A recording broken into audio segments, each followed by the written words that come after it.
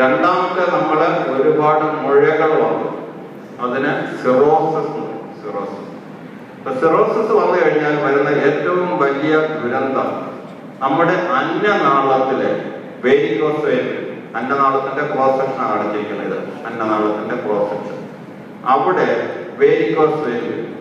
ആ varicose vein നമ്മൾ ചുമയ്ക്കുകയോ അല്ല അതുപോലെ ശാരീരികമായിട്ട് അധ്വാനത്തിലൊക്കെ ഏർപ്പെടുമ്പോൾ അത് പൊട്ടാം.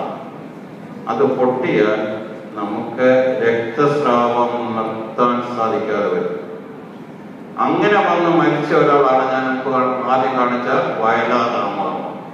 ഓപ്പറേഷൻ ചെയ്തു, 33 കുപ്പി രക്തം കൊടുത്തു, അദ്ദേഹത്തെ രക്ഷിക്കാനും പറ്റില്ല. കാരണം വയലാർ രാമവർമ്മയ്ക്ക് സിറോസിസ് ഉണ്ടായിരുന്നു. അങ്ങനെ നമ്മുടെ ഒരുപാട് സാഹിത്യകാരന്മാര്, എഴുത്തുകാര്, കലാകാരന്മാരൊക്കെ 45-50 വയസ്സിൽ നമ്മുടെ ലോകം വിട്ടു പിരിയുന്നതിന് കാരണം ഈ സിറോസിസ് ആണ്.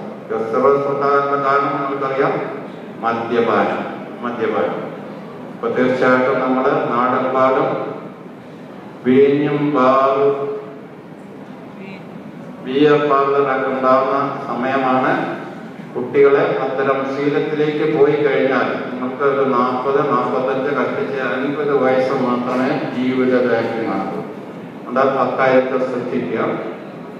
പക്ഷെ നമ്മള് കുടിക്കരുതെന്ന് പറയുമ്പോൾ നമ്മുടെ അടുത്ത കാലത്തായിട്ട് നോൺ ആൽക്കഹോളിക് സിറോസിസ് എന്ന് പറഞ്ഞാൽ ഇതേപോലെ തന്നെ മറ്റൊരു സിറോസിസ് ഉണ്ടാകുന്നു. ലക്ഷണങ്ങളെല്ലാം മറ്റത്. കുടിക്കുന്നില്ല, കുടിക്കാത്ത ഒരുപാട് കൗമാരക്കാരിലും യുവാക്കളിലും non fatty cirrhosis, non alcoholic cirrhosis കാണുന്നു. അതിന്റെ ആദ്യത്തെ ലക്ഷണമാണ് ഫാറ്റി ലിവർ.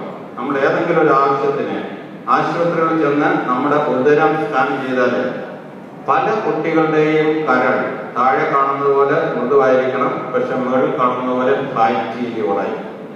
അങ്ങനെ ഈ ഫാറ്റി ലിവറുള്ള കുട്ടികൾ, ഞാൻ PCOD പറഞ്ഞതുപോലെ നമ്മുടെ മറ്റ് തിരുവനന്തപുരത്തിലെ ഒരുപാട് കുട്ടികളുണ്ട്. മാനാനും പ്രദർശനിക്കാറുള്ള ഇതിന് കാരണവും നമ്മുടെ തെറ്റായ ജീവിത ശൈലികളാണ്.